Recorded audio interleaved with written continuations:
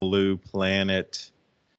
Take a deep breath and say thank you for my existence, for being alive during this transition time. It was one of the most exciting, interesting, volatile times that we've witnessed in thousands of years, and you're a participant.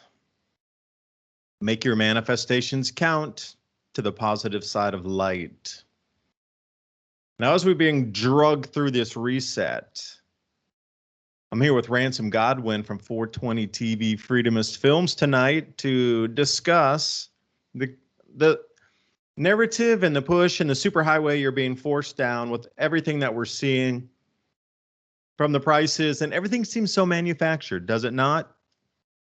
The way you start to look at all these interlooping plays of inflation and shortages and this and reset that, it all seems so scripted now, is one way to look at it. So, the script and the narrative that we're witnessing over the last week is kind of where we want to look tonight. You got all these news headlines. Thanksgiving, for those of you in America, is going to be the most expensive Thanksgiving in history. Okay. That should be a major news headline that says, Houston, we have a problem. But here's the thing about YouTube coming up November 1st. They're going to start demonetizing and limiting reach on channels like myself. So I'm thinking about it like this, just a commonsensical thing for me. Why are you stopping conversation? Because I am also on the solutions of finding better ways to grow food to feed a planet where our crop yields are declining, yet they want to stop that very conversation about how to survive, thrive, and move through this together as a society, a civilization, and a species. But they want to stop this conversation of how to find the solutions, irregardless if you think of the cause of the problem is CO2 or you think it's the sun, don't care. We're coming to the same problem. So we should all be discussing it. Yeah, because I believe the sun drives the climate on our planet far more than any type of trace gas. They want to limit the conversation, the solutions I have to offer for food growing. It has nothing to do with the climate debate. Zero. I'm offering solutions in vertical ag, hydroponic ag, using AI, a little bit of big data, some software, and robotics to figure out how to move trays around and things. Okay. Why is that going to be limited? I am talking about solutions. And the reason I was talking about Jack Ma has been over to Dutch Institute to look at ways that China can have better ag for their starving people. Again, why would you shut off a conversation about solutions for people who are not going to have enough food on the planet based on cycles? Inconvenient. I know it goes against the thing about the global tax. But still, we need the solutions. So, look at this censorship on these big data platforms. I'm saying they're shooting themselves in the foot by limiting the conversations of the solutions that could make, the world go round continuously still. But anyway, maybe that's a moot point. Anyway, Ransom, thanks for joining. I know you got a ton to talk about, your experiences traveling and whatnot, and the freakiness of all this continuous vidage that will change form and all the requirements to move from point A to point B. Yeah. So you started talking about vertical agriculture, which is ironic. We were driving around Mexico City, and I saw lots of buildings with vertical agriculture set up. The only problem was there was no soil and nothing growing in them. I've seen at least 50 of these on buildings. So they have them set up, but no one's using them already. I mean, it makes Mexico City, but it doesn't seem like they're really applying it. And we're getting into where it's universally known now that global food prices are set to soar this year. Also, oil and gasoline, which, oil and gasoline means food supply chains are going to have problems with transportation, farming costs are going to continue to climb. And, the problem with that is the hardest hit people will be, of course, the poorer people that didn't have the money to prepare. They didn't know that they were going to need to prepare. And then up with the pandemic, if you want to call it that, they have been so distracted, they're going to be hit. It's going to be a blindsiding event for millions of people when the shelves are empty again. in my opinion, they did a practice run in 2020, and 2021 was the year that they wanted to see how far they could push the authoritarianism. And from what I'm seeing, they pushed it very far, and people are accepting it. And as I've been walking around this biggest city in the world,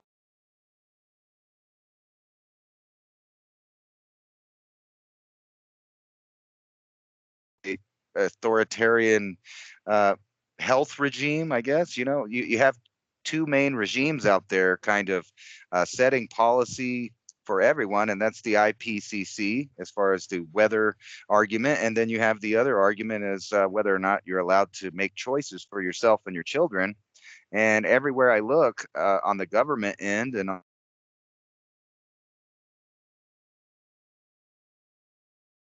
from the top down, that's also meeting in the middle from the SJW crowd, or the little communist people pushing it forward, where they're trying to cancel anybody that's doing things in the proper way. So any company that's trying to do business to make money and also provide services for people, it seems like they're the ones that are going to be attacked. And we're coming into, I'm going to say, a food emergency in the year 2022, where people are going to have to wake up and realize that they're going to have to take their future into their own hands.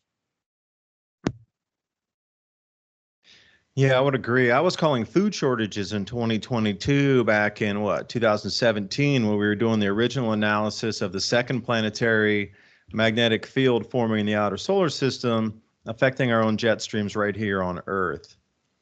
So, this is back 2017, 18, talking about 2022, and you'll see many, many slides where I was like, 2020, the year that it wakes up, 2021, the insecurity begins, and then 2022 is when the shortages hit. But, calling that in a couple of years in advance of when it would start the trajectory, yeah, you could have looked at food prices and weather systems changing. Forget the elections and all that, had nothing to do with it. But then when you look at Jupiter, Saturn, Uranus, and Neptune forming into their perfect square, which will be October, for those of you listening, 2024, it'll have the maximum magnetic field effect and intensity in October of 2024. It's right at the second to the third week of October. Now, if you follow that backwards in time, you start to see where the orbits of the planets, that outer solar system square forming, when the magnetic field's going to start to intensify and strengthen. And when the Earth get locked in the middle of that and that Bosch wall, when that event starts. So these interlooping toroid fields are going to get really, really intense coming up October 2022 next year. But in addition to that, as the Earth comes swinging around the sun as we head into winter for the Northern Hemisphere, Jupiter's going to swing past us, and it's going to start to put us into that magnetic field in earnest. But September 2022, we are 100% inside that second magnetic field, and down the roller coaster we go for an entire 2 years plus of biblical prophecy and things in the skies coming to life again, plasma displays, illuminated auroral ropes, magnetic field lines glowing with plasma discharge following the global electric circuit out past the ionosphere. And if you're on a clear night in the desert, perhaps, and you're looking way off in the distance, you might even see those auroral currents or those field aligned currents shooting back to connect to the sun as our Earth discharges outbound current. These are the kind of things we're going to be looking at from 2022 September through 2024 October. I mean, you want to talk about cycles repeating and the returns of mythical beings, legends, whatever it is, deities, religious figures all returning at this point, and there's so many that all point to this time, which is interesting. It's not just Christianity saying, hey, coming back in 2,000 years to say hi again. It's every religion, every tradition, all going back through the several thousand years, all say it's coming back 2,000 years right now. So looking up these magnetic fields, you start to see, You should buy extra fertilizer this year, because I was warned by a couple people that I respect that are, well, more, let's say, better versed in business than I ever could be at my trajectory of learning and really wanting to get into the biz space. Not my thing. I'm more of a creative guy, trying to put points together, and some of those points just don't fit in with corporate business. But hey, that's another thing. But the fertilizer shortages are inbound. So just an early warning from somebody who I consider an expert in their field, like way expert. Fertilizer shortages will be here. So get what you can now to grow your own plants. And that would be any types of organic fertilizers or chemical fertilizers, 10-10 or 10-10-10, 19-19. And that stuff's like nothing per bag at the moment if you go into a farmer's co-op. And again, I'm going to bring you back to the same thing. Try not to buy retail, because Ransom was mentioning, man, there's nothing left in these stores. We're getting really low in a lot of stores. And I saw one thing where they were putting up pictures of food, like, full aislefuls of like images of food on some kind of roller paper that made it look like ketchup bottles were there, but it was really just a print out poster board on top of where the food should have been, to give the illusion that there is something. So to go by retail is going to really put you at a disadvantage in the agricultural space. You need to suss out your local farm co-op and go there and buy the 50-pound bag of fertilizer. They're 40 pounds in some of it's 38 pounds, just depending on what fertilizer you're getting and what size range. And it's not that expensive, $13 a bag or something. You would want to buy near a ton of that. Spend the $130 and get 500 pounds of it. Spend the $250 and get 1,000 pounds of fertilizer. Seriously. And it comes in all range and scopes. And if you really know that you're going to grow blueberries and you need more phosphorus, nitrogen, whatever, you can work out the mix. It doesn't have to be 10-10. It could be like 3-5-8, 4-4-8. There's a whole bunch of them. It depends on what you want to do with what you grow. And then go get potash. You can just buy a full bag of nitrate as well. Just get 100% of something, so you can then mix and match once you realize what your fertilizer requirements are for different species that you're going to grow. Fruit trees, veg, whatever it is. But there's fertilizer shortages inbound to America right now. And with China cutting off exports of fertilizer, that should have been a huge wow. But here, we don't have, we might be able to produce some of the base constituents, but we don't have the facilities to put it together as a finished product in mass like China does. All that was outsourced. And for those of you who didn't see the news headlines, China has cut off fertilizer exports. So India is going to suffer. There's going to be no fertilizer from India. So think about the yield declines coming into India. Now, Pakistan will be another one, and then all of Southeast Asia. So think about that density of people getting their food cut in half because the yields coming out of the agricultural industry will be lower than normal because they won't have the fertilizers to put and apply during the grow season. That's what's happening right now. So you can just see the myriad of pinballs and like billiard balls crashing across the table here. If India loses any production, they are in a conundrum that I would never wish on my worst enemy. And Pakistan, they already spend 45% of each month's income on food anyway. It's one of the highest in the world. It's 40+%, not quite 50, but in that range of 45 to 50. Every month they spend that much on food, over almost half your wages that you work for the entire month just to buy food. Now, if their yields get cut in country too, they're going to have the civil unrest and government overthrows and starvation and all kind of crazy stuff happen. And Southeast Asia itself, you got Indo down there, Thailand, Cambodia, Vietnam, etc. But when the fertilizer gets cut off to these major rice producing regions, then what?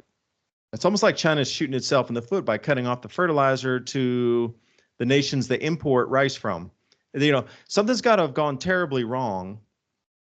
Were you going to cut off your own food supply because you don't have the fertilizer? I don't know. Is it electricity to go to the factories? Or they're going to cut off fertilizer exports to the same countries that grow food for them to import and cut their yields in half or more, depending on, what's still left over. How ingenious can they be to create fertilizers? I mean, oh man, that whole China thing. And then I was told by one of the top guys here in America that grows grains to tell me there's a fertilizer shortage coming in. Like, what? So anyway, you're seeing it across the airwaves. So get prepared, because it ain't no joke anymore. I mean, batten down the hatches. It's seriously here now. And Ransom, I rambled too much. Go ahead. No, that's all right. I was actually, wondering if they're already punishing countries that are the countries that are more freedom-minded.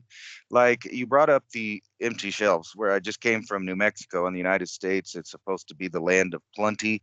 However, there's already shortages, milks, eggs, etc. if you live in certain areas. Now, we just went to a grocery store in the middle of Mexico City, and it was completely packed.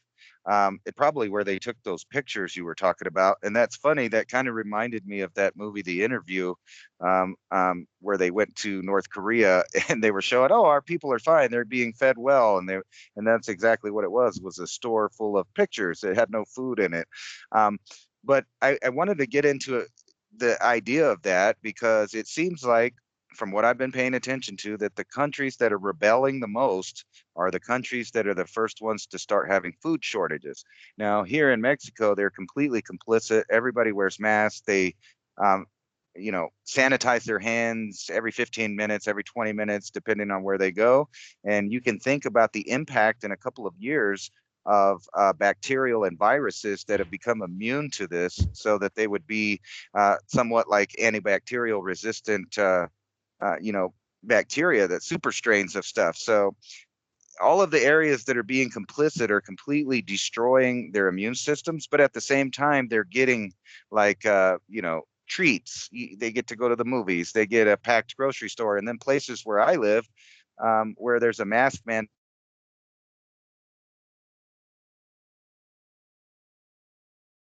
to start thinking about this reward compliance system that they're setting up worldwide. But I wanted to bring it up a whole nother topic. I wanted to get into the 2024 magnetic, alignment that we're going to be having, because I've been reading a lot about the effects of EMF and HF EMS radiation, or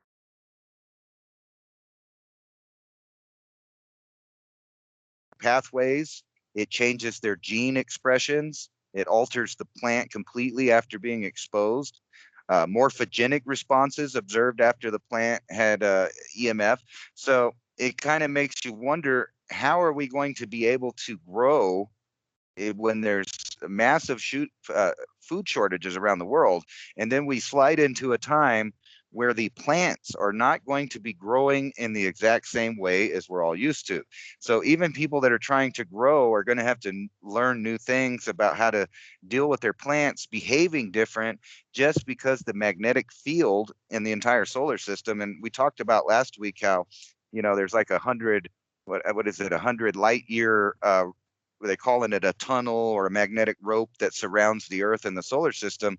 And this is all going to be internally changing with the positions of our planets and the cycle of the sun. So you can imagine that we're about to go into a time where not only there's food shortages, but there's a lot of, I guess, confusion in the growing sector about why their plants are not growing the same way, or they're expressing their genes in a different way.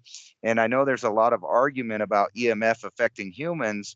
And a lot of these papers that I read, they call it non-injuring reaction. So they're saying it doesn't injure the plant, so to speak, but it does mutate it, cause the genes to be expressed differently, changes its metabolic pathways in it, so that it rearranges the entire way it grows. So if that's happening to plants, I can imagine that the same biological responses would be happening in people. So, we're about to go into a really uncharted time as far as human beings and their behavior, their reactions to the new governmental system of reward or punishment. And then the fact that we have no idea, um, I guess, environment of the planet is going to affect how we grow things, on the small scale and also on the large scale, when you're talking about some of these industrial companies that have already been altering the genes in their products, i.e. GMO and genetically edited food, which they're doing now. So you could see a whole world of explosion of different side effects from the time we're about to go in, and how the human response is going to be like that is a mystery, but I have a feeling it's going down the negative path, and that's exactly why they're trying to close all the loopholes of, so to speak, freedom or rights, and get everybody into this mentality of sheeple and reward for compliance or punishment for non-compliance. And I can see very easily with the way that I've been going through the stores, you know, they have these little hand sanitizers, but right above that is a little camera here that's paying attention to each and every person and who doesn't want to sanitize, who wants to comply, and who doesn't want to comply. And that brings you back to that patent that United States government has filed a patent for a social credit scoring system that will cover everything from your health to your food. So we're going into a really scary authoritarian a time period, but also on top of that, like I said, there's going to be new scientific, epiphanies happening with plants, animals, and human beings, and this new magnetic alignment, or whatever you want to call it, the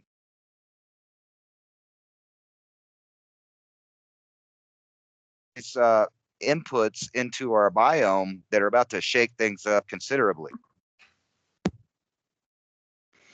Well, I could respond with Rife and Tesla frequency into the seeds with an electrical pulse as well, to try to bring back some of the initial species of 10-eared, corn species. When you take a look at what might happen from the cosmic ray and what you're talking about, the different radiations that are coming out and will hit and are beginning to hit the planet's surface, you got to think GMO. So you hit something on the head there. If you knew these cycles were repeating and you had enough information to know that it was coming in this time frame again, perhaps you would change the genome of a species and genetically modify it so it wouldn't go through the same changes. So who's front running this cycle, creating GMO at the same time this cycle's inbound? And you just talked about the radiation, cosmic ray bombardment that would change the genome of a species, yet they've already changed the genome of a species, maybe to readjust in an equilibrium after that energetic pulse comes through and changes the seed genome. I don't know. It's pretty coincidental when you think about it. Who's front running the GMO changes, which would easily verify that there's groups of people out there that understand this cyclicity and this 400-year and 2,000-year cycle on the change in civilization based on areas of space that we're in, energetic flows into the sun, or lack thereof, current going into the sun, that would also change the human resonance field, the way we perceive reality, and just the electromagnetic field around us, or the unified field on a more broad sense. We're going to start piercing the veil on an enormous amount of things as our magnetic hemispheres of our brain adjust to these same energies you're talking about that would change seed genome. There are going to be a lot of confused people because they probably won't be able to hold into the resonant state as it uplifts and changes. So taking a look at the wider spectrum of society in itself, there's going to be an enormous amount of what's considered insanity going on. Now, there's going to be two types of insane people during this time, so not all insanity will be the same.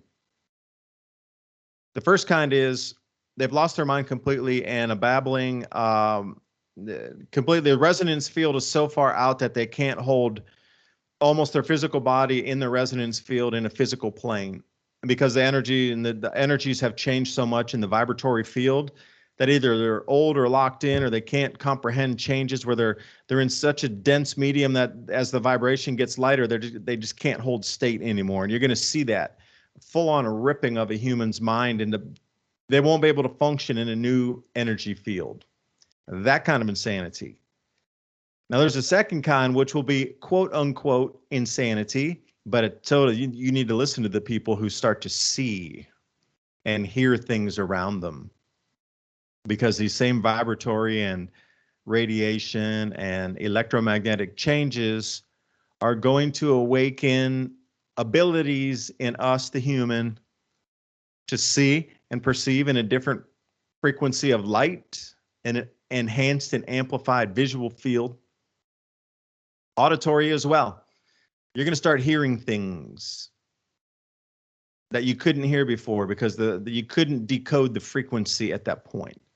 The narrow band of scope that you could decode in the frequency field was much diminished. But now I think also the elites are terrified of this because they know the humans will be completely uncontrollable.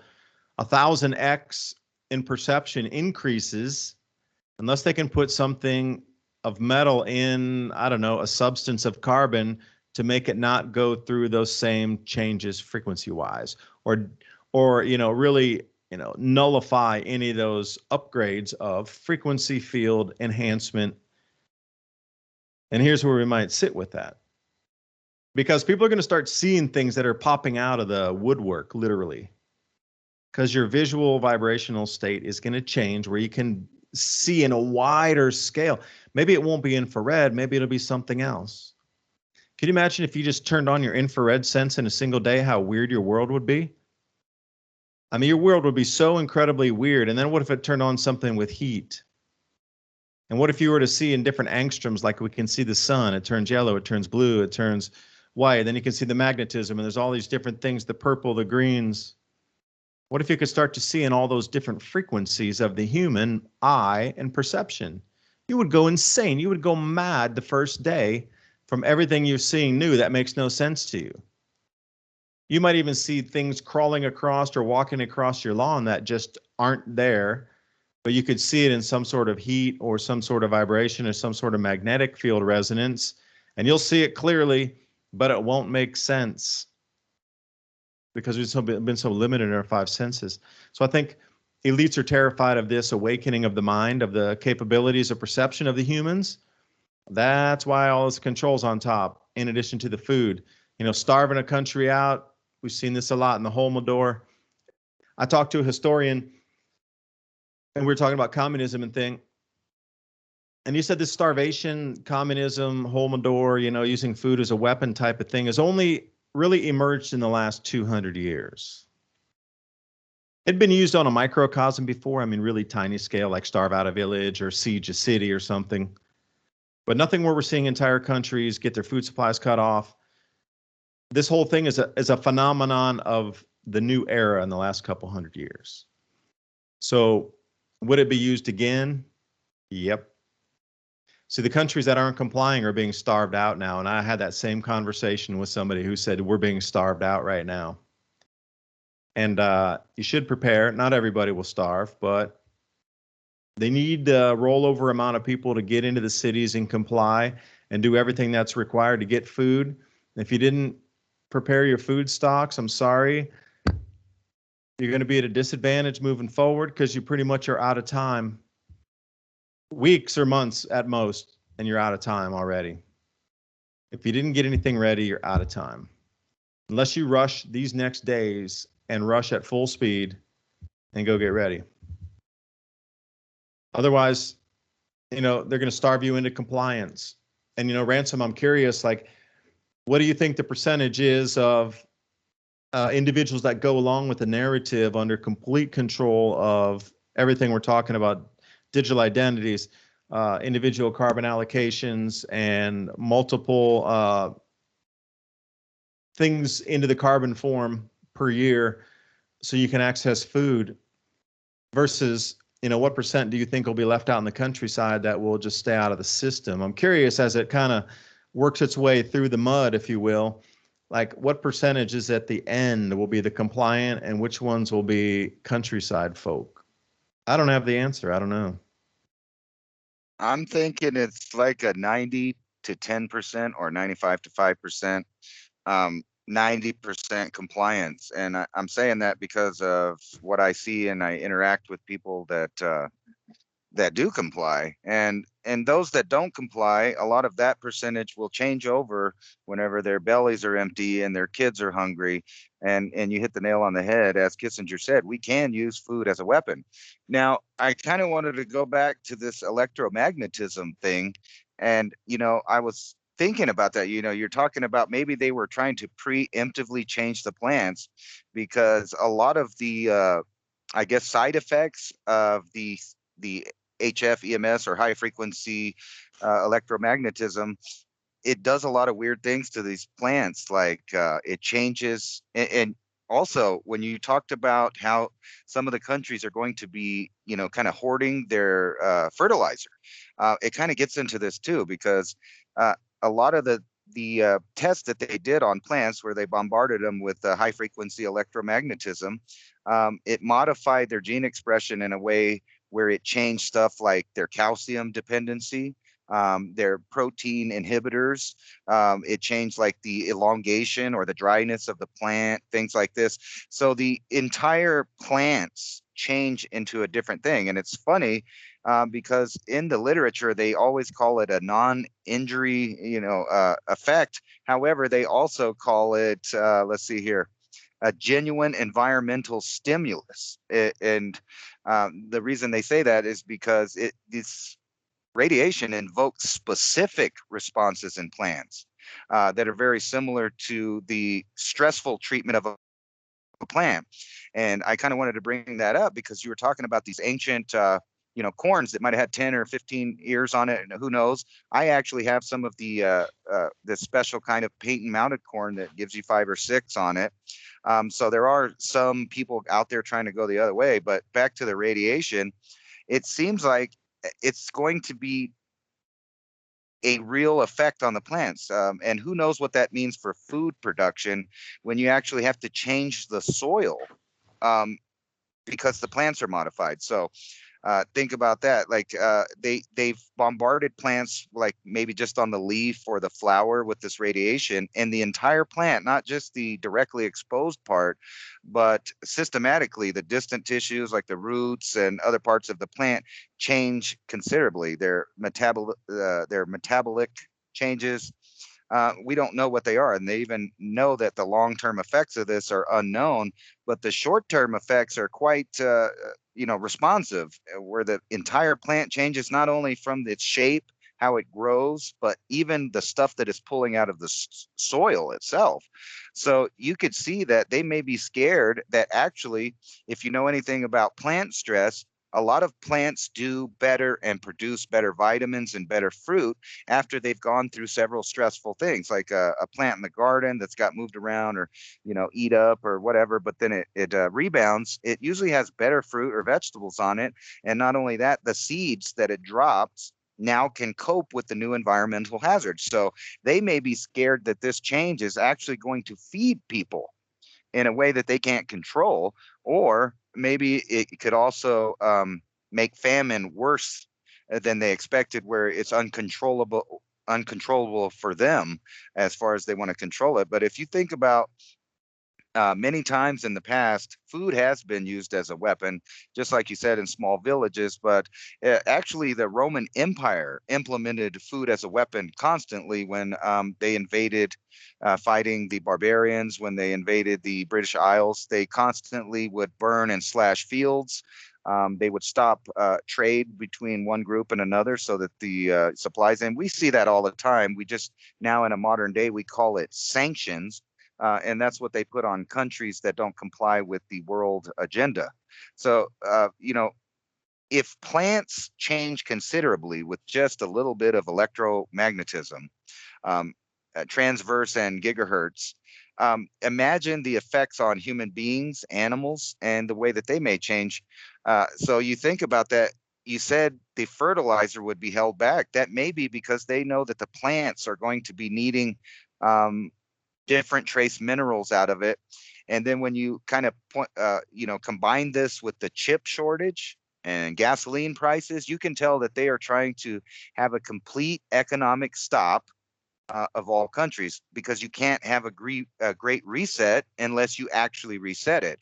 And that's what people need to kind of fight, is being reset, because a lot of the old ways are the ways that we will do well in the future. And when they say they want to reset, they mean they want to reset every form of governmental agency, the way that humans behave, the way that they you travel, the way that they grow their own food. But not just that, they want to reset the knowledge. And so, like, I always bring this up. I kind of harp on it a little much, but I think the Great Reset is more about resetting the knowledge of humankind as we come into this new cycle where people are lost and they don't know the old ways. But also on top of that, things will be behaving differently, the plants, the animals, and everything. So it's going to be quite an adjustment.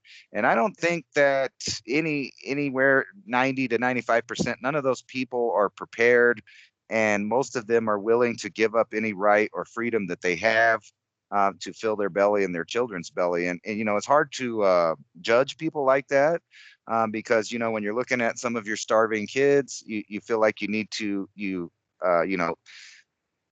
take it, I guess, or give up something in order for your children. But that's the exact opposite way to think, because if they take away things for us, it never goes away. It's going to continue to the future. So what you're doing actually by, allowing yourself to be controlled in this way is guaranteeing that your future generations will be subjugated to the same supposed temporary restrictions that will become permanent. And another point I wanted to make out is a lot of people think this mask thing is going away, but from walking through the retail shops, they now make men's clothing and women's clothing with matching cloth masks that we all know don't do anything. So it is a complete reset from top to bottom. So I think people like us are going to be those weird people. And it makes sense why a long time ago, the ancient people started secret schools, because the knowledge that they were giving out became outlawed or dangerous or whatever it is. And we're going to start having to do the same thing, where we have secret groups, secret schools to teach our children. I just saw an article on Drudge Report about how the schools across the United States are debating whether or not to end programs for talented and intelligent children, saying that it's racist and privileged. So they're going to end programs in the United States that would be picking out the best and brightest to put out into the workforce to fix and solve problems. Instead, these people are going to be hiding. They're not going to want to excel at anything because they'll be pointed out, which means that they're going to have to study and learn in secret. And then with the amount of censorship, this is kind of already going on, because as you well know, there's kind of two groups of people. There's the people that only believe the censored mainstream media, and then there's the other people that don't believe any of it. And both groups are kind of being manipulated because they get put in these echo chambers of people that only agree with them. So it's hard to teach new people new things or convey information if you're going to be punished or ostracized for being intelligent or being gifted. So you just think about where our country is going when you add in the fluoride in the water, the GMO, you can et cetera, the dumbing down of our population. And then you add it where it's a bad thing to be intelligent. It's a bad thing to excel, because you'll be called names and you'll be listed as, racist or elitist or whatever you want to call it. So we're really going to have to fight hard to save, not only inherited culture, but knowledge. It's going to be a thing that's going to be more than ever. Knowledge will be power in the upcoming decade, I think.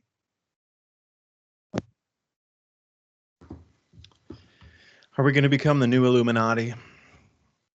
Because you think about that, I was just listening to that in awe. That was a deep thought, like incredibly deep.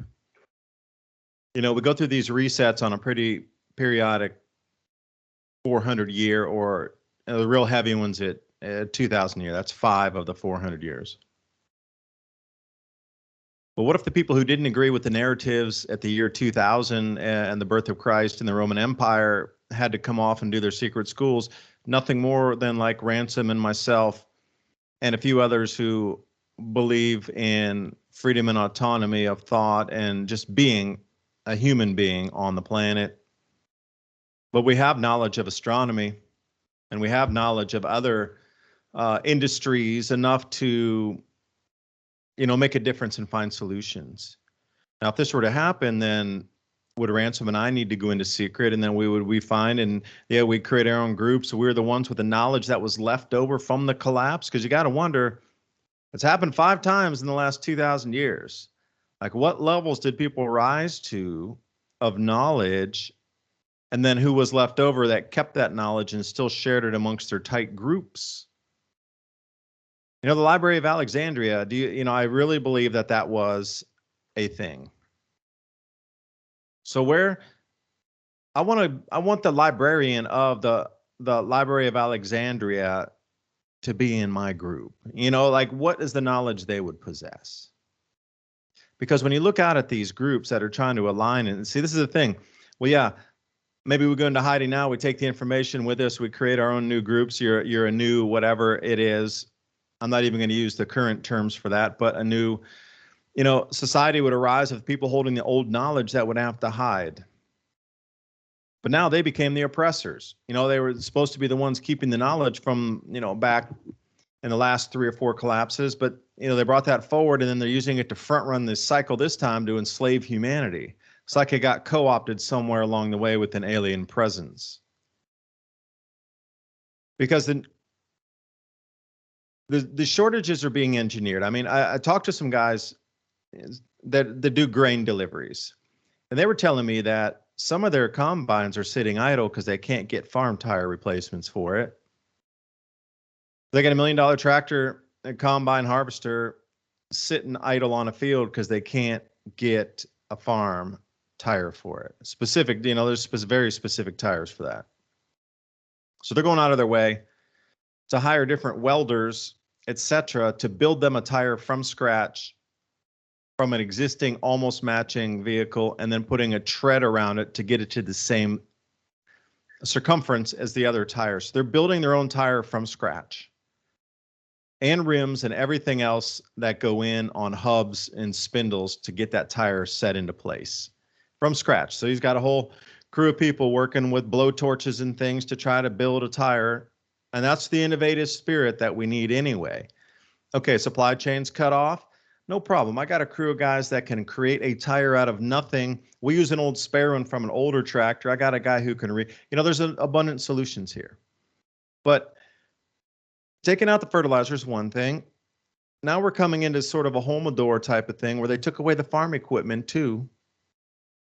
Once they took the seed stock, which would be a next thing to look out for, once the seed stock was gone, the farm implements to plant and harvest were gone, and the fertilizers are gone, those people starved. So, we're already seeing 2 of the 3. Now, it's not gigantic yet, but it's just that, it's already a chip at the bottom of the block here. And I'm looking at that and saying, all right, that's matching up across history pretty scarily right now. That 2 of the 3 that got pulled out to starve a country out are check so far. Seed supply. Some places you can get seeds, garden seeds, etc. I'm just wondering this year about the seed stock coming in on the real agribusiness side, where they're needing, 500,000 tons of seed to get their fields planted. This kind of stuff at that level. Will it be there? Not sure. And I want to add one last point, Ransom. Cryptocurrency. We talk about it now in today's valuation, and you mentioned the new economy. Well, this thing that we're living in now is going to decompose itself and then re-emerge itself. And cryptocurrency is going to be part of the new asset class in the new world. And that the new rate that I've just been told, the new rate for reset's going to be 1,000 to 1 on the dollar. So you have $1,000 in the bank, you wake up, you got $1 new tomorrow. Other countries are going to be at 100 to 1 reset. It's not going to be across the board. The numbers are 100 or 1,000 to 1 on the reset coming up. That's going to absolve an enormous amount of debt. They're going to restart the system, and when they do, cryptocurrency is going to be a base of that system along with the carbon credits. So all this stuff that me and Ransom have been talking about, the allocation of carbon credits and all this carbon market, et cetera, that's built in as a new asset class to give value to something to restructure the economy. And the whole new apparently new currency is going to be a basket of plus gold to give it legitimacy. And then they're going to use cryptocurrency as a third mechanism. And then they're going to do, I have this, what was the specific name of that? Hold on a second. I was just speaking to somebody. I got to dig more into it. It's about agricultural, and environmental assets, which means that the forests are going to have a certain value to them. So they're going to have all these new asset classes pop out of nothing to create the new economy. Now, here's why I wanted to tell you that little long-winded story there. The currency, cryptocurrency that you're looking at today, you might think it's only $1 or a $2. Like Algorand is one of my favorites. I'm not a financial advisor, but I do want to say Algorand, the way it can scale and the protocols using for a peer-to-peer or a stablecoin payment system, it's already built in there. They're using it in Africa for part of the build out for the new Sahel area, to have somebody in a different country along with Stellar and Digibyte as cross-border payment platforms for people in Africa that have terrible currencies amongst themselves. All right. You're looking at $2, let's say, for Algorand, or $1.80. You're thinking, oh, well, it's only $2. In the new money system, after you've been reset 1,000 to 1, that's going to be a $2 value piece there. See, cryptocurrency, everybody's stuck into it now. You're not looking in the future. You're stuck in the time loop right now. After the reset, the dollar value is going to stay exactly the same in cryptocurrency, but it's going to be at the new revalued rate. The new revalued rate. And that makes sense how the central banks could use it as a settlement instrument. Because I was looking at Bitcoin going, nah, man. No. It's worth $60,000. And like, how many Bitcoin do you need from one country to pay another country? I mean, you need thousands of Bitcoins, tens of thousands to settle some of these debts between nations. And I was thinking that, and suddenly, okay, now multiply that 63,000 by 1,000. Then you get into something that could be used as a settlement instrument because the value is truly that high. On the reset, after the reset, so at 1,000 to 1, that $63,000 thing will be worth times 1,000, what, 63 million for one in today's money. That is a settlement instrument between central banks. Absolutely, it will be, because you only need a few of those. Can you imagine a $63 million mechanism for medium of exchange? That's a single unit, one Bitcoin at 63 million. What happens if Bitcoin goes up to like 250,000? Then you're talking $250 million for one in the new money equivalent. That's a settlement instrument between central banks. You only need 4 of those and you got $1 billion over just a few minutes. That could be it. And some people talk ultimate valuation of either 1 million or 10 million on the Bitcoin, depending, coming up like 2028. At that point, you're looking at billions of dollars in a single instrument able to move amongst banks in the new reset, revalued money of today's old money valuation. That is a settlement instrument. Not today's $63,000. Remember, there's going to be a split and we're going to cross that line and the reset will be here in dollar valuation. And if you're holding anything crypto, you are the new wealth class, period, in the new economy. And I'll stop there. Well, you went right down the track of mine that I was already headed to. I kind of foresee a nightmare scenario coming in 2022, and I'll tell you why. And we'll circle back around to why it's a nightmare with cryptocurrency being at the center of it.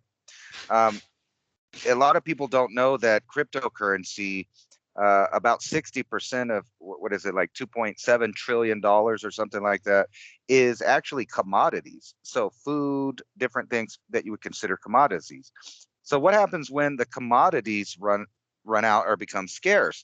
Well, if crypto is tied directly to food and other commodities, if the food and the other commodities become rarities, guess what happens to the price of the crypto? It skyrockets. And you can see that they're getting prepared for something like this. So I was reading this article by Yahoo Finance where it's talking about the guy that's the head of the agriculture. Let me find the article again. And it's funny that the agriculture department, or the are the people that want to control cryptocurrency. Let me find That's this. got to be the CFTC out of the U.S. government.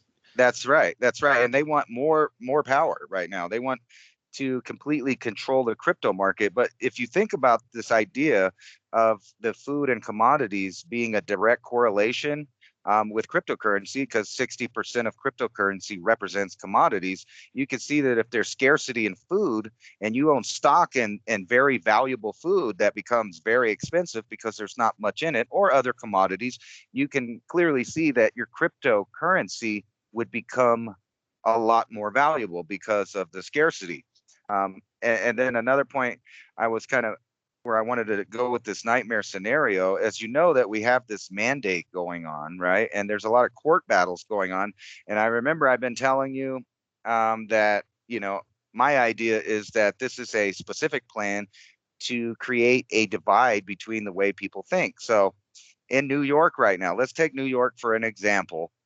Food prices are skyrocketing, but at the same time, half of the police force is quitting. Half of the fire department is quitting. Half of the ambulances drivers and other people, they're not going to be driving the ambulances around. So what we're doing is we're clearly setting up for a burn down. A complete, you thought the riots of the past were bad about racial inequality or whatever they were arguing about. Wait till it's about skyrocketing food prices, and the tinderbox is set up for someone to light a match because there will be no police, no ambulances, no fire department. And at the same time, you know, we're supposedly being locked down and made to do all of these other mandates. So you could see that it's a tinderbox ready to be lit on fire once people realize that the food is going to become a scarce thing. And when half of the population that would normally stick up for freedom, rights, etc., were forced out of their job because they didn't want to comply with a mandate that's not based in science whatsoever. It's a completely authoritarian idea. You can see that we're, you know, ready to basically be ignited into a civil war here very soon. And I think the food is going to be the tipping point. And here I found the article here, yahoo.com finance crypto crackdown is tip of the iceberg as the CFTC seeks more powers to regulate and control and know what's going on. So the guys, and what's I wanted to ask you is, don't you think it's bizarre that the commodities future trading commissions, and like I said, 60% of cryptocurrency is representing commodities. It doesn't, you know, surprise anybody that these people want to control every bit of that. So that means that what you were saying, because there's so much privacy and a different valuation in crypto versus the other monetary systems, that they want to control that, because if you control that, you also control commodities. And that was kind of my short point. Well, it comes back to, you know, the minimal workers to keep a society moving and functioning. Like we're right at that line of going under that, even minimal movement of anything working and function. We're right at the break-even point. So if everything breaks down, there's going to be no value associated with that. So what will the new value be? See, it all comes down to the old system's got to break down to put a new one in. So if the old value can't be counted on for an asset valuation, like there's no value there, like the old system broke, there's no just-in-time delivery, people aren't going to work, they're not producing. Okay, there's no value in that. That's why Circle has been chosen as the new stable coin to represent the new US dollar, Circle. We'll be right back. 2 minutes and 2 seconds. I'm David Dubine, your host, right along with Ransom Godwin, 420 TV Freedom is Films. 2 minutes, 2 seconds. We'll continue our conversation on the world we are entering.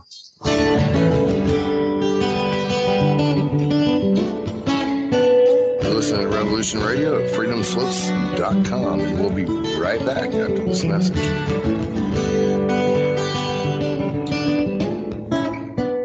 Be evasive, but that doesn't mean that they're telling the truth as opposed to fiction. And Genesis chapter 6, verse 4, and there were giants in the earth in those days, and also after that, when the sons of God came and also the daughters of men, indicating that there were giants before the Nephilim. And sons of God, plural. They weren't talking about Jesus coming down. No, that's right. Yeah. I'm Steve Crawford, host of Factor Theory Live. Join me every Sunday night from 10 p.m. till midnight Eastern Standard Time on Revolution Radio at freedomslips.com. Check it out.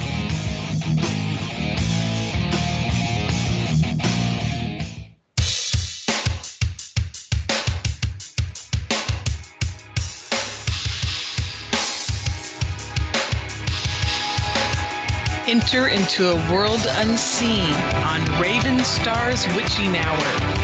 You will encounter eclectic topics from the realm of spirit brought into our matrix of truth. With your host, the Solaris Blue Raven. Solaris will bring you an array of unique guests covering topics from ghostly spirits to amazing anomalies, covert technology, UFOs, and shadowy global events. And that's right here, Revolution Radio, freedomslips.com, Saturdays, midnight till 2 a.m. Eastern Time. Revolution Radio, where information never sleeps. Let the magic rise.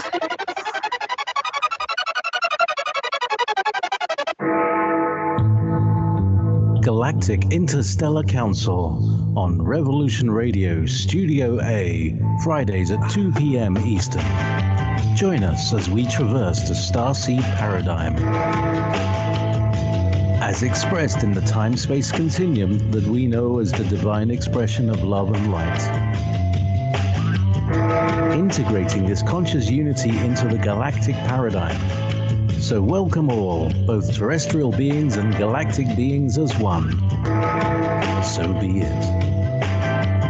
You're listening to Revolution Radio.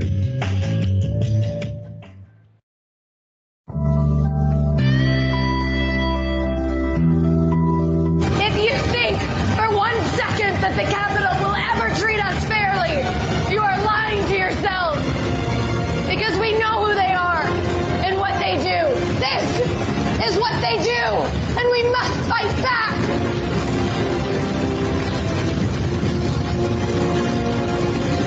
You can torture us and bomb us. Fire is catching. And if we burn, you burn with us. Good evening.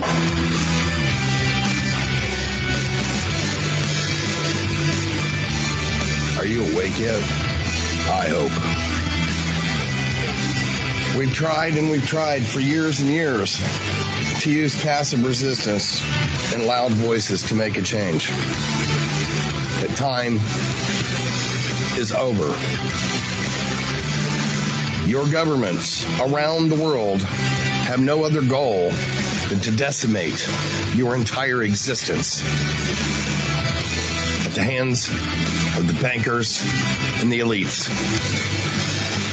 The war is coming, and it's your choice to decide if you want to be a warrior or a victim. Denial is not a choice anymore. Revolution Radio, freedomslips.com, the #1 listener-supported radio station on the planet. Not giving up. Revolution Radio.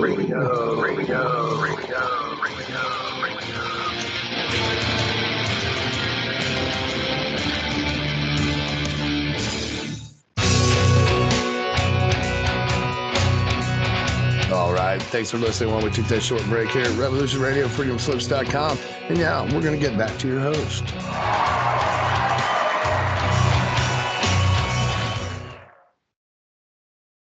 Hey, and thanks for rejoining Ransom Godwin from 420 TV Freedomist Films and myself, David Dubine, right here from Adapt 2030 for the second hour of mini Ice Age conversations. You know, and the sign out to the ad roll there, denial's not a choice anymore. And I could add to that, nor is complacency. Time is far past. We are at the very edge, and your complacency will put you in a place you don't want to be. And I fault myself too. You know, some days it's a struggle to get things done because just mentally you got a million things going on, and then, you know, still add this whole set of variables and still get to action every day to do something. It's a slog sometimes, truly is. But venues like this right here, keeping the information flowing, freedomslips.com. Now think about the amount of guests on here bringing you this type of information. If you just listen through all day and night in both Studio A and Studio B, you'll come out 24 hours later like, whoa, what was that? You know, just a huge amount of information that still flows through the airwaves here, unimpeded, uncensored for your ears to listen to. Take the points of information that are pertinent to you and implement that. So if you consider this type of value of information flowing for solutions and for, you know, timelines of things occurring on our planet, consider a donation right here. Revolution Radio. Donate tabs right at the top there in the nav bar, second from the left. Appreciate you doing and keeping the station up with all the running costs and all the people behind the scenes making it work. Thank you. Now, Ransom, just before the break, I was talking about Circle as the new stablecoin, which has been chosen to be and represent the new US dollar in a digital format. Circle USD, that's already part of it. That's already been chosen, earmarked, along with Algorand, and that's why Algorand's being used over in Africa already. So you can see some things that will survive the transition. So $1 of new money in the economy is going to take us way back to our great-grandparents' time when you could go in and you could get a huge, giant ice cream dish dessert with a soda for like 5 cents. You know, you could go eat a huge meal for $1, $2. This is the value we're going back to. Remember before the Federal Reserve, when $1 was $1 and there was not even a single penny taken out through inflation, $1 was quite valuable. And you might laugh, but I encourage you to go through Sears Roebuck catalogs or any kind of catalogs or tool catalogs as far back as you can go into the early 1900s, pre-1913, and see what the value of $1 would buy you from, say, the era 1905 to 1910. You know, the value of money was quite different in terms of what you could buy. So if we get reset back to $1 as a full value of $1 again, you'll be buying things for 5 cents again, 10 cents. You go see a movie for $1 with popcorn and everything. So the era of money is about to change. So $1 of new money in the Circle stablecoin platform, that's going to be a little different from the digital issuance central bank digital currency dollars that will be given to everybody if you comply. That'll be universal basic income. They got to float you along to keep you alive enough for at least the next generation to come up and like move into the new system. So this transition between systems is going to rock a lot of people's realities. So they realize they're not going to be able to work during this time. So they're going to have to give money to stay alive, or else they're just going to die, literally just keel over and nothing to do, can't live through it anymore. And just like it would be too much of a loss for the populace. So universal basic income will come on in, and then everybody will get sort of, you know, comfortable with that. And then suddenly there'll be some kind of new thing that'll restart the society a couple years after, because people are going to be shocked when it happens. Like the shell shock is going to be, you know, you're going to have PTSD about the economy and food shortages and things rolling through. Because, you know, you talk to older people post-World War II, and man, their lives were none too kind during that period. And they remember it like it shaped their life moving forward. So think about what's going to happen to the populace now when we don't know how to do anything. Things are just so different than grandparents' era, 1940s, post-World War II. It is so different, this society. There's no comparison of how traumatic it's going to be for people living through it. If they're at the point where it's so offensive where school boards need to put out a complete apology because they said, well, I can't believe this person won the beauty queen this time, even though they weren't born that gender. I can't believe it. And then they sent out a full apology. Oh, I'm so sorry that anybody was hurt. We'll have sessions about it. And so, okay, that kind of thing. And we're going into this depth of crash. You think they're really going to be able to like mentally handle any of this stuff when they can't even handle that Somebody said because a male won the beauty queen pageant for a football game in high school, that because you said, hey, wait a second, guys shouldn't be able to compete in that, that offended so much that they had to put out letters and trauma sessions and grief sessions and special rooms for safe spaces to be able to, not be harassed by anybody, saying a massive amount of news coverage just for that. And we're going in where people are going to starve to death and freeze to death in their houses? Really? Like, I'm envisioning these cleanup teams coming through after the spring and pulling all the dead people out of their homes that are frozen because they couldn't afford the heat, or they starved because they couldn't afford the food. That's not a position any of us should be in ever in any country ever. But can you imagine that choice, and somebody who's afraid of using the wrong pronoun gets pushed with that choice in front of them? They're not going to be able to cope. They're simply not. They're going to actually fracture as a human being into, I'm almost afraid of what they're going to become once that old personality gets fractured off and a new one emerges to protect the old one. I'm really like, whoa, what's that going to be coming out of there? There's going to be a lot of just insaneness going on. And remember earlier in the show when I was saying two types of insane, that type of the non-mentally functional versus seeing new stuff all around them from the enhancement of the vibrational field. There's two types of things coming. But Ransom, when we were talking about finance and things, Gasara, anything? I keep hearing all these reports. Somebody, we were talking about the new valuation of crypto in the new world. And, we had that deep discussion with several people about the new valuation coming into the new world on the reset of 100 to 1 or 1,000 to 1. 1,000 to 1 for the U.S. is destined here, 1,000 to 1 reset.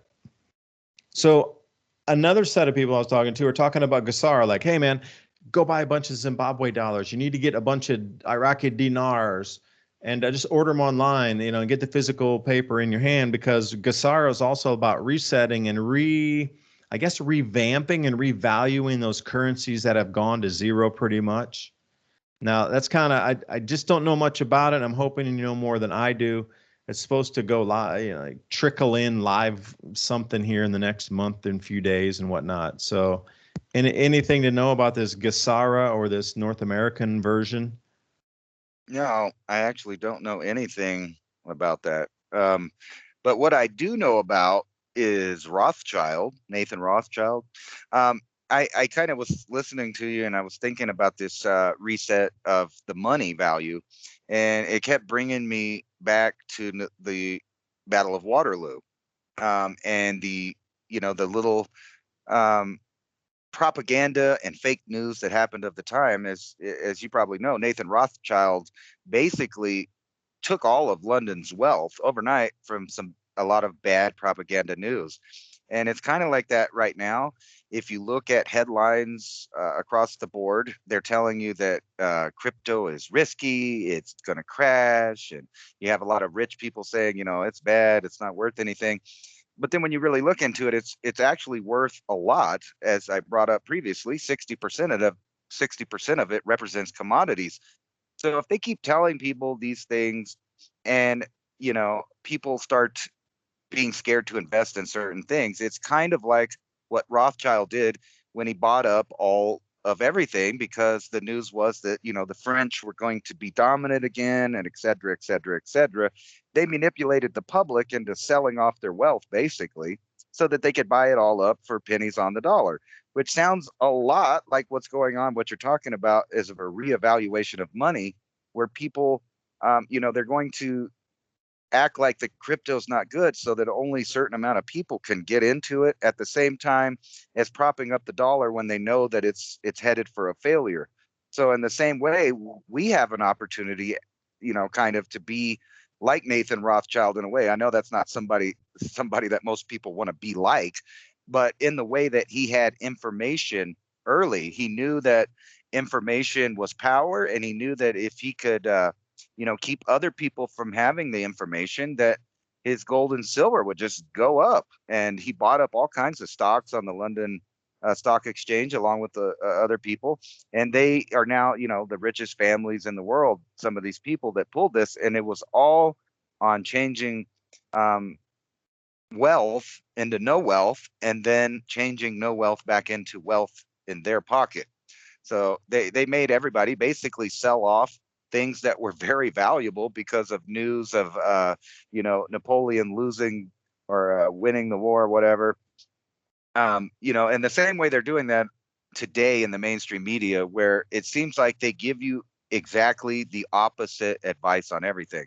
Like how many you see all of these articles that are talking about food shortages and supply chain disruptions, but do you see any articles telling you to stock up on this, that, or the other thing? You don't really see that. I mean, other than people like us telling you to go buy a bunch of grain or, make sure that you are prepared for what's coming, because the economics is going to sway back and forth. Now, I just recently got in a car accident and had to buy a used car, and it was really hard to find what I wanted.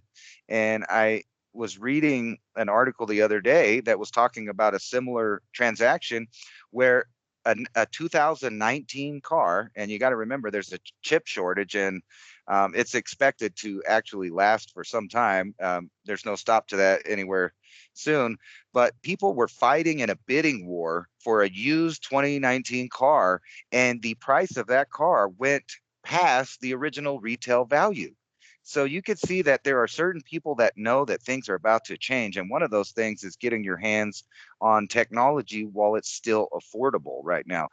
You've heard probably in several articles in the past month about how they're having shortages in not only chips, but the things that the chips make, like cars, dishwashers, all of these appliances that people have become accustomed to in their homes. And they've made them where they rapidly break. So if you've bought, technology probably in the past decade, you're probably already ready to buy that new dishwasher, a new washer and dryer, because it fell apart already. Now, what happens when there just isn't any of those, right? All of the old stuff becomes more valuable because it's easy to fix. And we're looking at a complete reset. That is the right, correct term that Klaus Schwab and everybody's using from top down. So a complete restructuring of how we do business. So I wouldn't find it very surprising that there are certain people that know which monetary values to get into, because they know kind of from inside information, kind of like the Senate and Congress just kind of got busted for insider trading. I think one of them just got caught because there's a recorded phone call that came from the stockbroker to their family member, like minutes ahead of the stock value dropping, so they knew to sell everything. And that's going on across the board with elites and rich people. They have the up-to-date information, just like Rothschild did at the time. So whenever you're telling people about these trends that are coming out that they don't know about, they should adhere and listen at least and think about it, because the transformation of wealth is ongoing. And you remember, Obama is famous for saying that utilities would necessarily skyrocket, and that he was going to help implement the biggest transformation of wealth in our country's history. But I don't think it's just our country, it's the entire world. They have the elite are very upset that the blue collar worker has built such a big middle class that it now rivals them in some ways as far as power. And if they could knock everybody back down a few notches, they'll regain the control that they lost. And I think that's really what they want the Great Reset is about, is they realize that our civilization is, if it was not held back and they didn't keep giving us these problems, we're at that point where a singularity is about to happen, that we no longer need government. We're at a technological point where we don't need to be billed for power, for food, for any of these things. So they're coming up with new ways to bill you. And one of the ways to do that is not only the CO2, different schemes and things that they're doing to charge you basically for breathing and growing food. But think about the new healthcare system where they want to never let you stop taking boosters. It's let's flatten the curve. Well, you need this thing, and then now you got to get a booster and another booster and another booster. And just like the other areas in the healthcare system, what they're doing is creating lifelong customers. What is it in their, what's in their benefit to actually cure these things? And I know this is a little off topic, but if you think about all these rules, regulations, and mandates supposedly for your safety and for your health, that that's preposterous. If that was true, they would be giving cancer medications, diabetes medications, etc., these life-saving medications for free to people, just like they're giving out the new medication. So yeah, this is the perfect description for what time we're in. And I think in the future, they're even going to refer to our time as the Great Reset, because they won't know what happened before that, and everything will be so changed. And just like, I hate to bring this up, but there's been several people in history, including Adolf. We'll just leave it there because you can't say his last name or you'll get flagged. But Adolf there wrote in his, several times and in speeches that we don't need to convince you. We don't need to control you. We just want your kids. Because if we get your kids in 20 years, they will have everything. And that's exactly what's going on right now in all of the schools around the world. They're being fed propaganda from a young age. So by the time they're 20 years old, they have a certain, disposition about how things work. And that also gets into the redistribution of peoples around the world, because a lot of people don't realize in less than 20 years, most European countries are going to be collapsed and unrecognizable from their former self. And it's simply because the influx of migration, having children, are going to produce more children than the local native populations. So in 20 years, they'll be outvoted, outpopulated, and everything that was left of their culture will be almost gone, to the point where some of these countries already are having their native people evacuate to try to move somewhere else, which obviously causes a domino effect of migration and people moving. So it's really hard to catch these trends of what's going to become valuable and what's not going to become valuable, because they're always playing with the game. The market is very playable, and what they're doing right now, from the cryptocurrency to your dollar bill, is, like I said before, they're closing all the loopholes that allow people to have freedom and rights in the systems that exist today. And they're not even respecting the laws of the countries in which they're implementing these mandates, because most of these mandates and new rules for monetary things, all of these things most of them are against countries' constitutions and laws that they already have. So they don't even care about the old system of things, the old money, the old ways, the old laws, the old constitutions. They do not care. They are all in for the Great Reset. And I don't think that they're worried about people revolting. And the fact that, going back to how they're letting go half of the workforce in some key areas like, infrastructure, they're willing to let people go, which means that they're willing to hire new people to replace you that are yes men. And it goes back to that ratio that you were talking about of sheeple versus critical thinking people. And I think that that gap is shrinking as the days go by.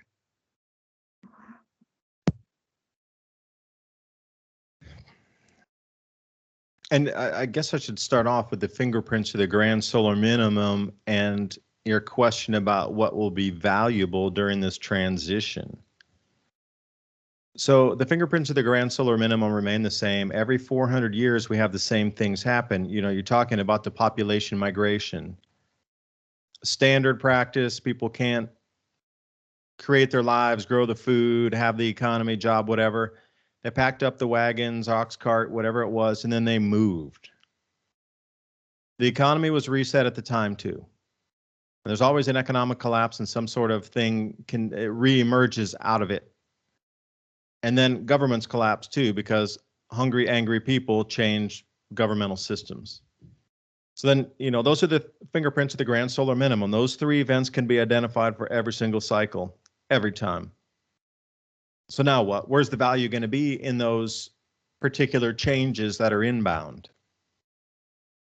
Because you mentioned crypto that represents commodities. I don't have that list. I would love to get a list of cryptocurrencies that represent commodities. Because you got to, and then I'll add one more point, and then I'll get back to the ransom here. Is like some people have bought cryptocurrency as just regular people, individuals. And it's such a smidgen. I mean, really, it's like way under 1% of the population on the planet, probably around 1/10 of 1%, probably even under that. But I'm wondering, once we squeak through the cracks or others squeak through the cracks with an enormous amount of wealth that you purchased at this dollar value, and when you go to the next world, it's worth 1,000 times more because of the revaluation on everything, at least in US dollars, 100 times more than in other countries for the revalue.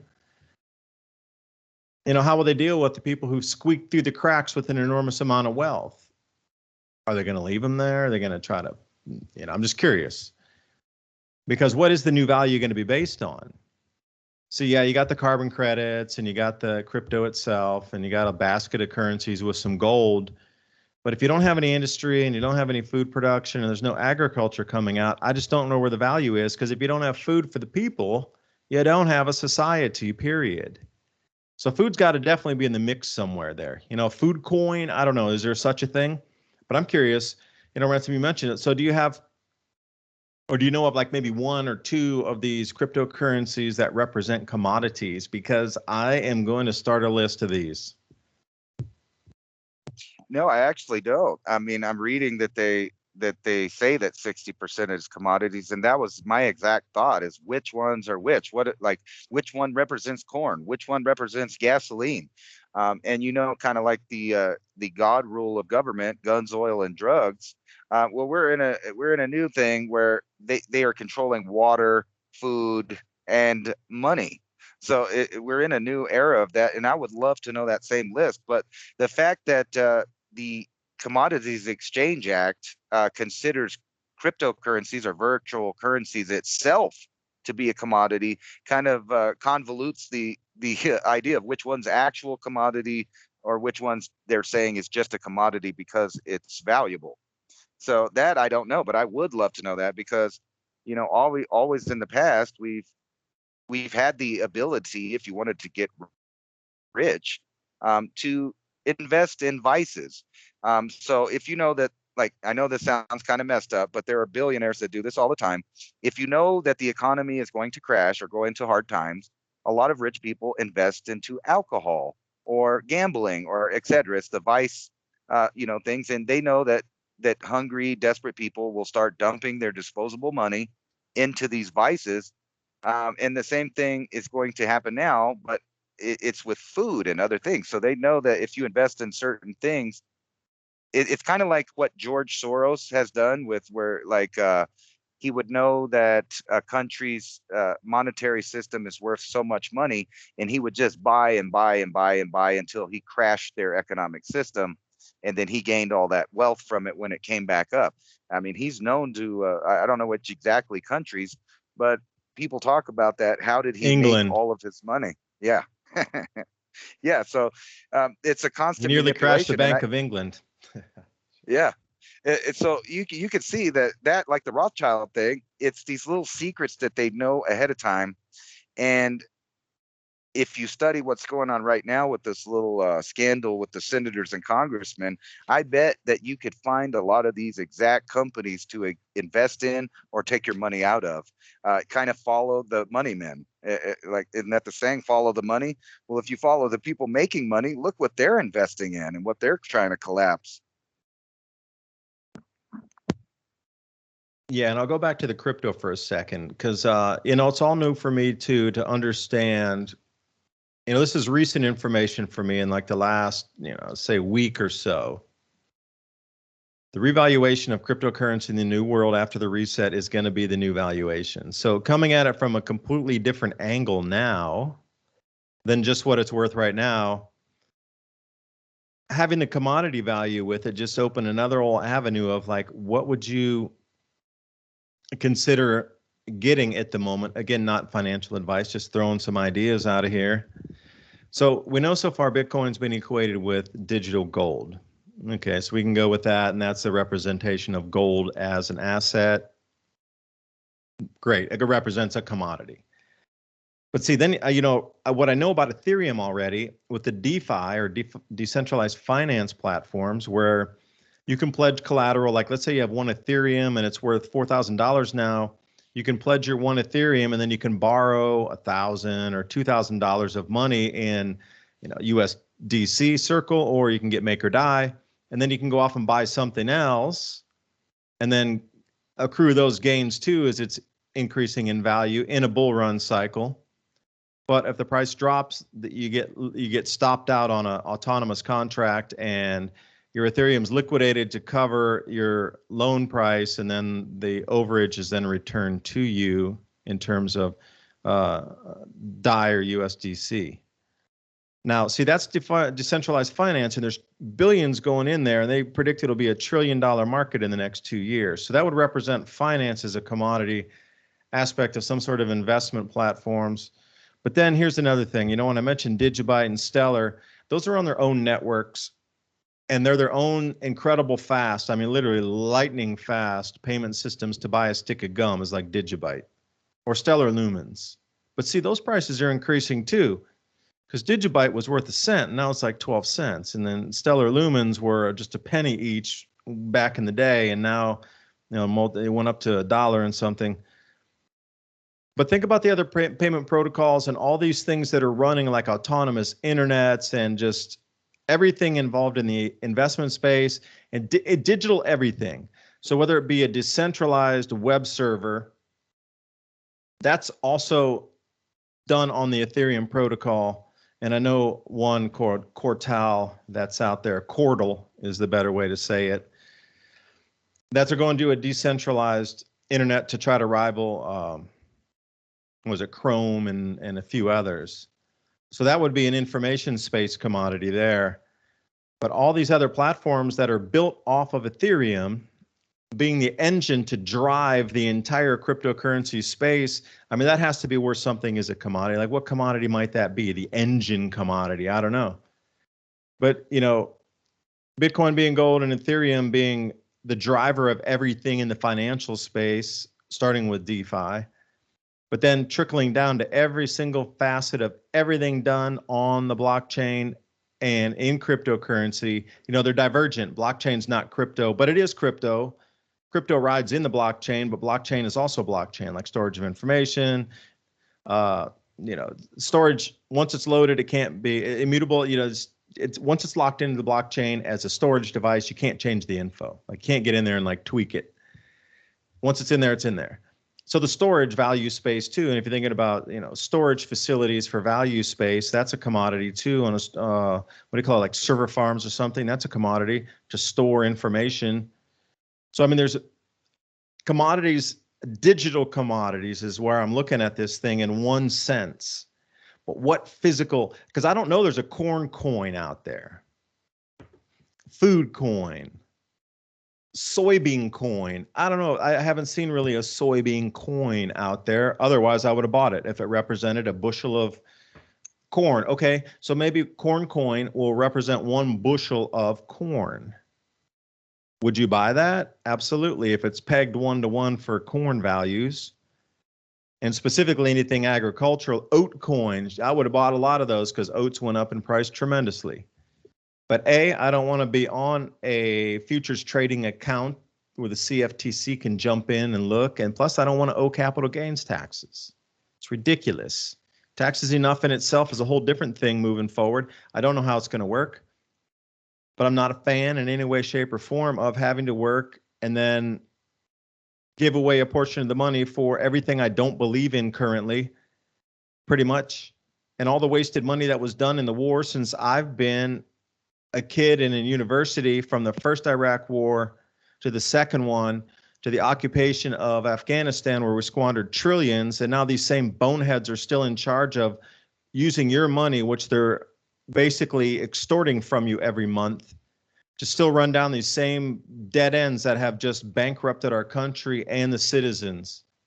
That Afghanistan pullout, I want a refund for my tax money plus interest for all those 20 years, that whatever dollars that was used out of my money to go over to Afghanistan to occupy that, I want my money back plus interest. And every American should decide the same. That was squandered money, fictitious. If you would have done that in a company, you'd be behind bars. Well, unless you had the good lawyers like the elite 0.001% have. Otherwise, if it was me and you that did that kind of fraud, oh man, we'd be thrown under the jail. So there's a lot of things moving forward here, how this tax thing's going to work, how the property taxes, how the mortgages and everything are going to move forward. But digitized commodity space, one thing, physical, digital, physical space represented in a digital, tokenized fashion. I don't know. It's like two worlds existing at one, but I just don't, I'm trying to get as much information as I can. So if anybody has any, please throw them in the comment box or, comment on this on the stream tonight here in the chat room. And Ransom, I think I covered too much there. No, I don't think so. The cryptocurrency is a really strange thing for me because I don't really understand what they represent, but I do understand up and down.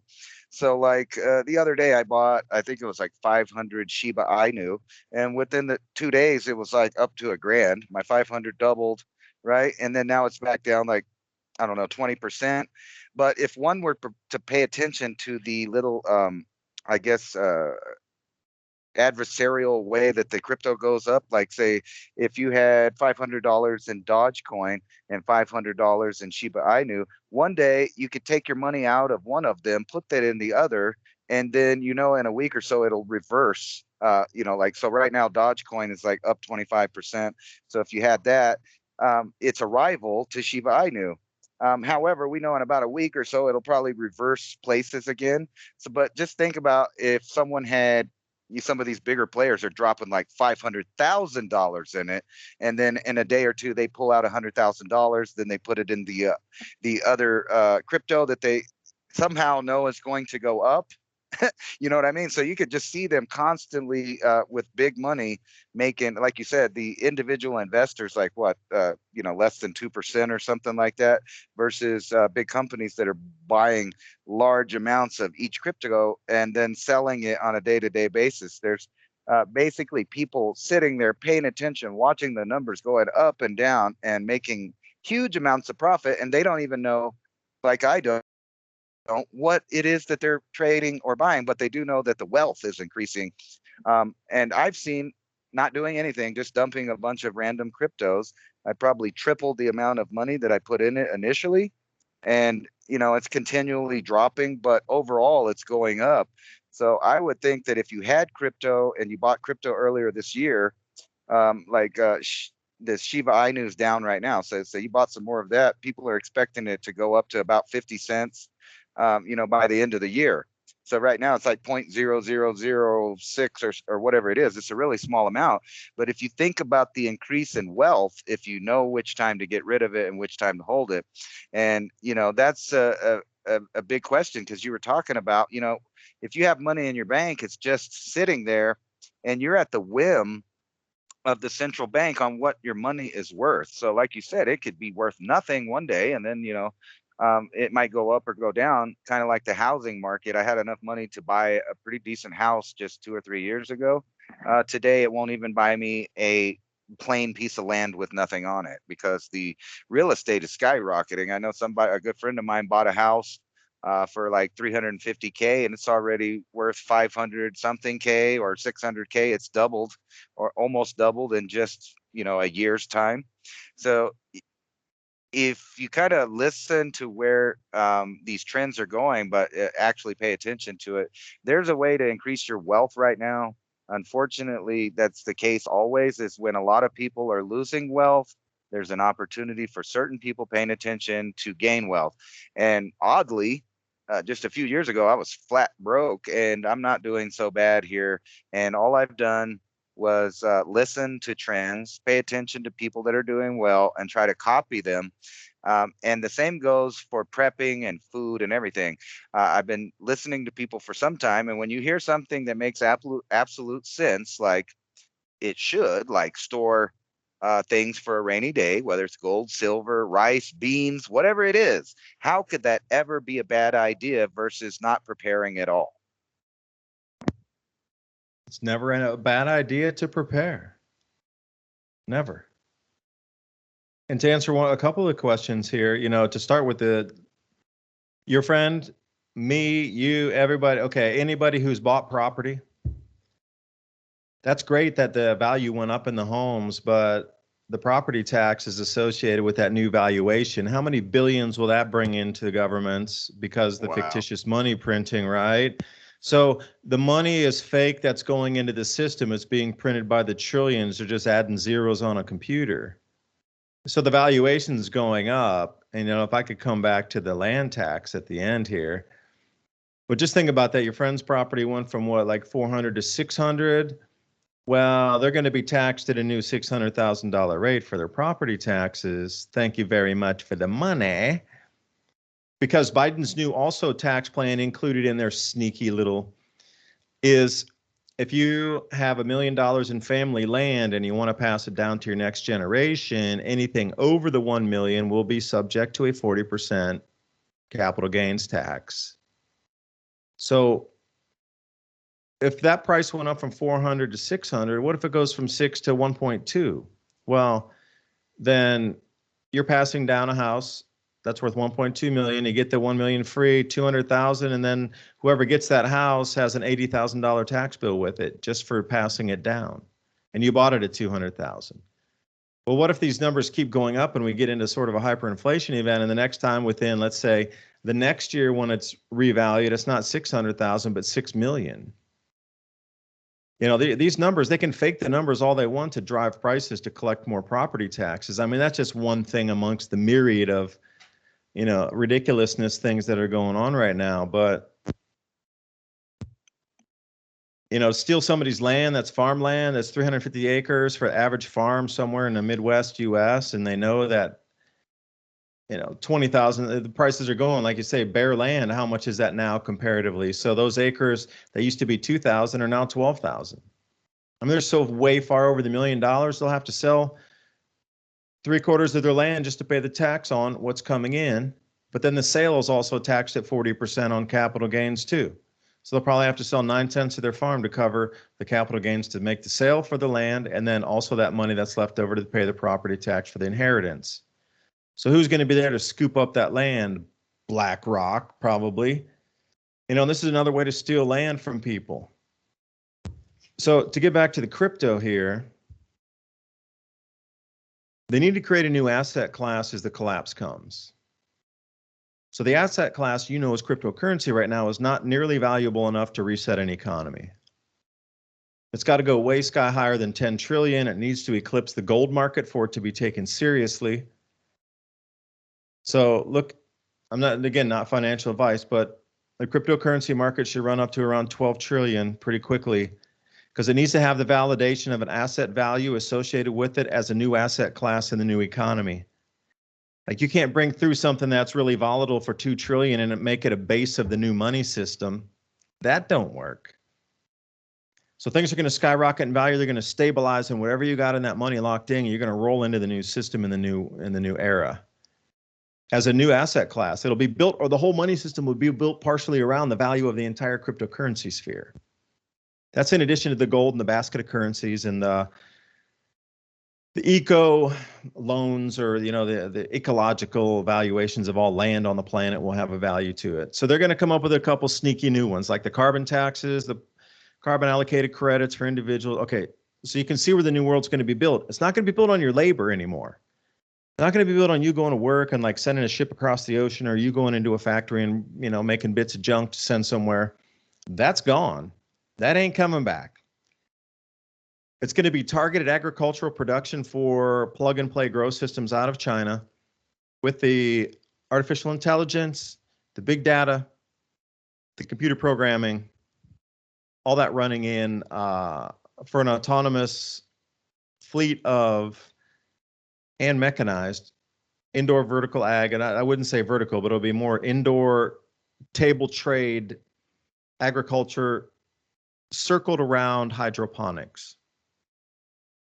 That'll be the base of the new food system too, is that, but you won't need anybody there. So then you could see why the elite don't want a lot of stuff around, a lot of people, carbon-based units, because they're not needed in the new world, and too many carbon-based units upset the balance of too many protesters on the streets when things are collapsing. So you get into this whole conundrum here of, AI is going to be needed along with some of this algorithmic programming to run the nutrient mix, drop in on the feed trays, the movement of the layers, or they're actually on like a bicycle chain, bringing them through the light, and then light needs to be tailored to a certain nanometer or a bright white to give the growth that's on trays pulled through that light system enough daylight hours to grow.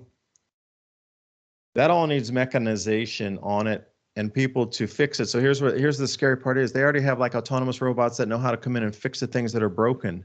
That's how, what we're seeing right now out here in the public sphere is completely, not even ridiculously close. They're like 50 years ahead on robotics here already. I sit here shaking my head, go, oh, you got to be kidding me. Really? Really? Like they're coming to the point where they almost don't need humans in anything yet involved in the agricultural system. So imagine if you could take all labor completely out of the agricultural production system by using drones and precision agriculture with robots, even in the grapevines, and then aerial fleets of aerial drones to come in and spray, drop, harvest, fertilize, all these things with either small drones with the little tiny wings or actual large drones with the wings. Like it's all going autonomous. The entire food production system is going autonomous, which scares me a little bit. But too many carbon-based things called humans are going to upset that. So, I mean, where do we sit? There's too many large questions to answer at the same time here. Like okay, let's start with the tiny one. The people who made wealth in cryptocurrency and drag it through to the next world, like how are they going to be accepted, or will they be? Because you go back to the sinking of the Titanic, there was a lot of new money mixed with the old money on that boat. I wondered if it would be the same thing, a lot of new money from crypto mixed with the old money that was from this system. Just curious, just babbling. Yeah, that's funny that you bring up the Titanic because, if one studied the Titanic, you would know that every industrial millionaire at the time that was in opposition to handing over our banks to the Federal Reserve Bank just happened to get, invited to that sinking ship. Isn't that amazing? That's a really funny thing that happened at that time.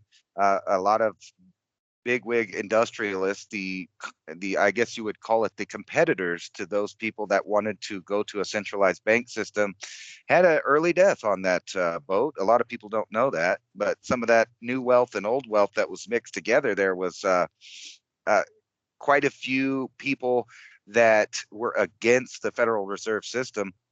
And I kind of wanted to ask you, with all this stuff closing, I was looking at stuff. I mean, it's kind of easy to see that they're trying to collapse stuff with things like, you see the Biden administration wants to pay families separated at the border $450,000 per person, which, obviously is going to upset Americans, because a lot of Americans will never see $450,000 in their entire working life. At the same time, we got the GDP slowing down to 2%.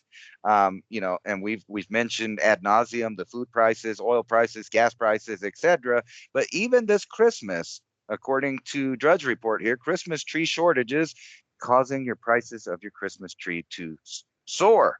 So they're getting everybody used to this whole idea of not having anything and some people having something. And I really think about that every time I do these little trades with the cryptocurrency, how easy it is for very rich people to continue to be rich. They're saying Elon Musk and Bezos are worth like, $500 billion by themselves, just those two guys. I mean, you imagine and if you look at any metric, you can see the richest of the richest are getting richer and the poorest of the poorest are getting poorer at a exponential rate. So all these factors that we talk about is like, those terms that they throw at us. The elite love to throw those terms at us: redistribution of wealth, the transformation of power, the Great Reset, et cetera, et cetera. It's like spell casting in a way where there's like a universal law that they kind of tell you what they're going to do to you before they do it. And every bit of this authoritarian dystopic future that we're living in, that only 10 years ago would have been unthinkable. But imagine showing today's world to somebody living in 1950 or something like that. They would totally not recognize it as the country that they live in. They wouldn't understand the financial system. They wouldn't understand why people don't grow their own food at home. It would be a totally foreign country. And indeed, that's exactly what we've become, is something unrecognizable, not just from the founders of America, but just 50, 20 years ago. It's unrecognizable.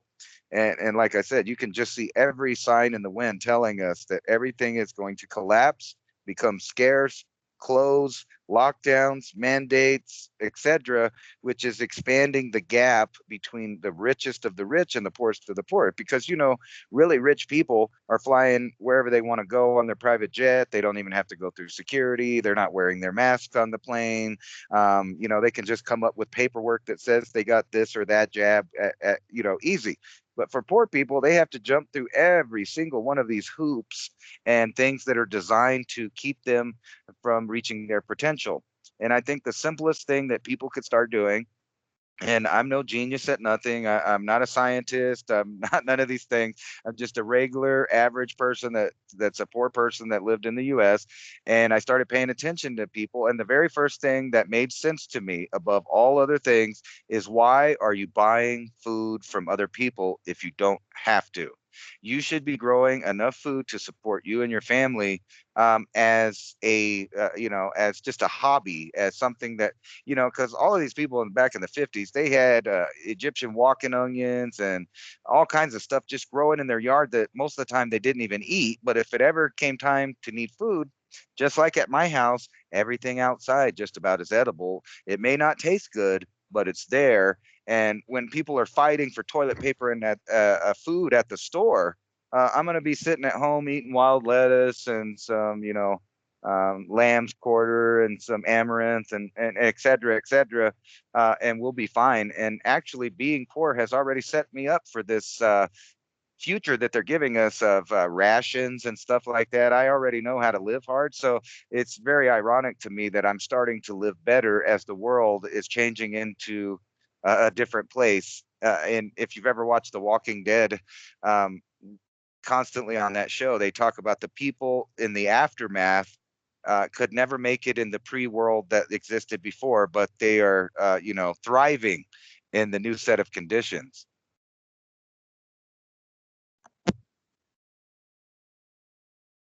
And that could be us too. I'm just saying that could be us growing our own food and all of that. Yeah, and he brought up a thought there, you know. The resonance field, by saying all these things are going to happen, are they using that against us to create the reality that they want? Because like you said, they need to broadcast what they want to do. So the broadcasting being the news, is that news then manifesting the reality on the ground because we're circulating the news, the same thoughts, hundreds of millions of people are listening to the same thoughts? Isn't it creating physical reality out here because the news is different as the medium for broadcast through the megaphone of what's, like you say, follow the universal rule. You need to tell people what you're gonna do. And because that's the news, then people start circulating that and manifesting that on the planet, you know? There's something deeper in that whole meaning of that conversation right there. How do these people stay in power, casting the spells, right? Well, it just kind of shows that your show needs double the viewers. Everybody listening needs to share these ideas, and we can do the exact same thing as they do by manifesting a positive future. Yeah, and speaking of positive futures, you know, I had a note I just found here that it was covered up by another piece of paper when we were talking. You know, the asset class time. Nobody's valuing time. Like an asset class of new values, time. What's the most valuable thing? Time. Everybody says time. It's the most valuable thing. So protocols like Solana, which use proof of time. Now imagine if you're not using proof of work, so you don't need all the electricity to go in to solve the algorithms to do that mathematical riddle and calculation and then solve that as the reward for the proof of work. That's way different. Work and time are completely different. So these protocols moving that are on time, there's a few of them out there. Solana is one that you might want to look at, but you know, the asset class moving forward again, like, can you create your own wealth by thinking about it in the new, where we're in this new frequency field that's much more powerful for you to manifest? Now, perhaps the elites understand this, so the news barrage is so heavy about inflation, food shortages, this and that, because they need everybody to start thinking it immediately to try to bring it on in the third dimension. versus where our manifestation capabilities are happening at 10x faster than they used to because of this resonant field frequency change that we'll see visually different as well, perceived different. So if the manifestation is 10 times faster, the news seems 10 times faster too. So is the human creating this dystopia? Because I do not acquiesce to your dystopian request. I don't. But by talking about the news and the things we're on the radio program, are we bringing that into fruition on the planet, on this plane, by talking about it? Are we manifesting it because we're discussing it along with millions of other people? That's the prime news feed. Yeah, it's kind of deep, man. I'm stuck in a mind trap right now. I think that that's an absolute reality. And actually, everybody from Ernest Nightingale, I think is his name.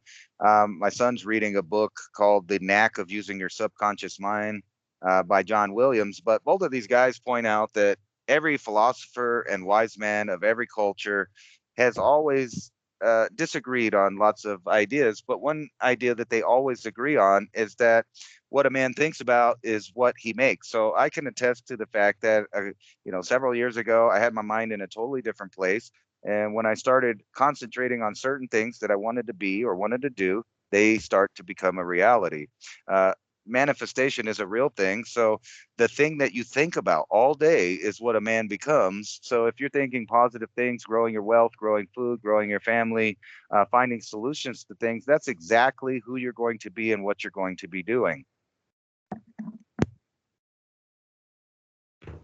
That's exactly right.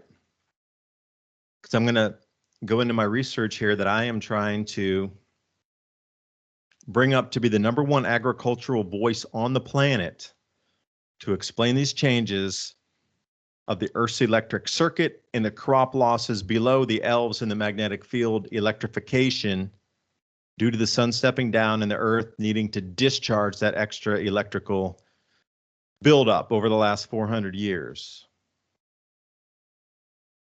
To be able to go to that level, to be the #1 voice for all ag on the planet to explain these changes in crop yields and bring this information to keep people safe, their families safe, and to transition us through into this, period of time from now to 2024. And maybe perhaps that when we reach that magnetic field equilibrium where the Bosch wave, where the Earth's in between two looping magnetic fields, it'll give us the ability to manifest instantly, like Christ did, where he could just pull fish out, so the story goes. I mean, will we come back to that instant manifestation capability? And at that point, could we really change reality and kick this darkness back, but at the same time provide sustenance for ourselves? Because I'm coming at it from completely electromagnetic field and magnetic field change. So if there's more current outflow through the clouds up to the upper atmosphere and out through the edge of space at the ionosphere, regional weather is going to bend more because there's more frequency, there's more electrical field, it's moving faster, it's going to change the regional weather or even local weather. Like Czech Republic is an area one of these magnetic field lines electrified is coming out of, and you can start to see crop losses in Poland, crop losses in Czech Republic, the massive floods in Germany. Just right now, it's all in a little tiny neighborhood of 100 miles, 150 miles. But it's a regional thing. So to be able to explain this to people so they can get a grasp on what crops need to be shifted to which zones is where this information flow goes. And this is my area of study that I'm really starting to focus on. So when you say where the mind goes and the energy flows, I'm going to provide answers to understand where every crop loss plant is on this planet based on electromagnetic frequency field changes and higher vibration with the electrical current coming out of the planet's crust up to the sun and connecting at our upper atmosphere. So the crop losses are happening first. Ransom, last thought. You got 5 seconds, man. Thanks for joining. Okay, quick thought. You said Jesus gave fish. Well, the New World Order wants to give you beyond fish and near fish, and it's all made out of make-believe. And it's that protein shakes. Just for the good ones who obey. The social credit score is very high. See you next week. David Dubine and Ransom Godwin signing off.